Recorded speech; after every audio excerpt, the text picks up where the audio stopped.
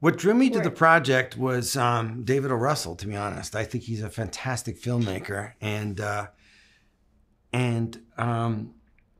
basically I said yes, just based on it being him. Then I read the script, and I actually didn't read the script at first. I talked to him for 2 years. And then I read the script. And the subject matter of, there was how fragile democracy is. And there was a time when we could have lost our democracy before World War II. And how poignant that is to the challenges by authoritarians and ethno-nationalists and fascists, frankly, neo-fascists, that's happening right now is so incredibly timely. But more than anything, I love the method of how he likes to work, which is constant exploration and constant definition. He's very much in general is the enemy of art and God is in the details. And it just got more and more detailed as it went along. And also the tremendous respect to the actors that David has. He realizes that people go to see movies to see people, and shots are important. That's all part of drawing you into the dream. But ultimately, you want to see people go through a journey. And this has been one of the most amazing experiences of my working life. And if David O. Russell wants me to do anything, the answer will be yes. Just tell me when and what to wear. Yeah, I remember. So every once in a while, you go see a movie, and you think afterwards, "Oh, I didn't know movies could do that, or be like that, or were capable of doing that." And I felt that way after I saw Flirting with Disaster. I remember seeing that movie and being like, "Whoever made this movie is really, really smart." And then I went and saw I Heart Huckabees, and same thing. So ever since then, it's been a dream of mine to work with David, and so it came to pass on this project. Yes. David is very generous, and he has very clear ideas of what he wants for your character, but he also wants to know what invisible ink you can bring to the process. And he was very obsessed that Michael, Shannon, and my character be into bird watching, and that it be a key part of it. And very quickly we started to talk about the nature of fascism, and fascism are the cuckoo birds. They steal other people's nests. Fascism isn't a economic system, nor necessarily a system of governance. It's mafioso. It takes over other people's nests like the cuckoo. And so once that one big metaphor happened, bird metaphor, we just went crazy with it. Not everything ended up in the script, but that was the way in. And I wanted to play a British civil service person because I've always been obsessed with the permanence and the efficiency of the British civil service. And then we also talked about different movie archetypes of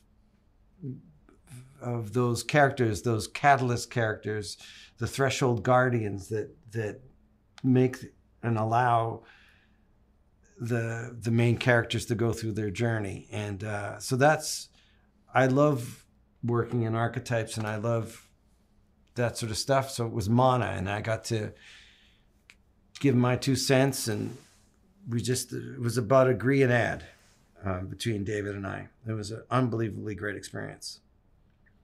Well, yeah, David really gives you a lot of information going into it. He was sending me books,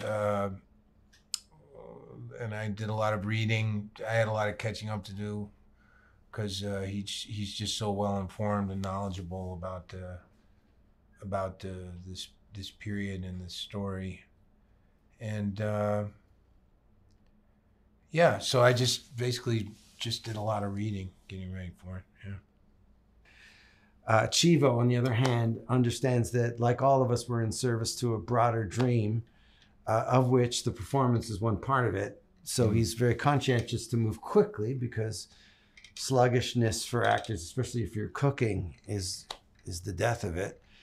And also at feedback, he'd go, I really love what you did in that scene. And you go, oh, you noticed. It's nice. You know what I mean? And the design across the board, the production design, costume design, just so rich. It's hard when you're making a period piece to really get lost in that era, whatever it is, and forget. I'll never forget when I was doing World Trade Center, and we were shooting. They had replicated Ground Zero in Marina del Rey, and I was like riding on a golf cart to Ground Zero, and there was like palm trees in the background, and something about it just felt completely wrong.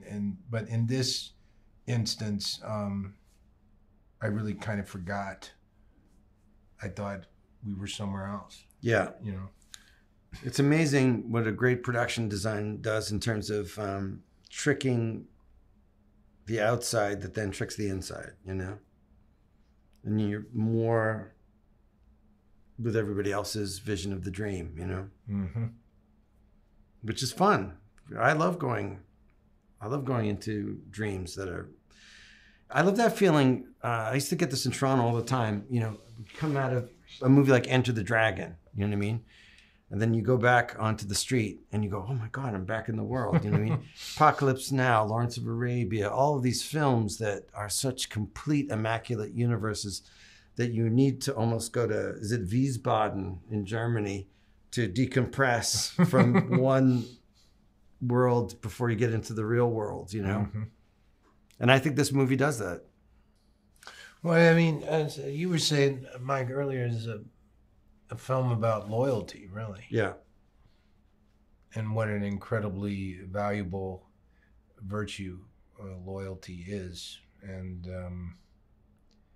how important it is to hold on to it. Yeah, loyalty is the string theory that keeps everything together, that you can trust people. Trust is the basis of all relationships. Trust and respect. And I think if you were to look at the base molecules of this movie, it's about trust and respect.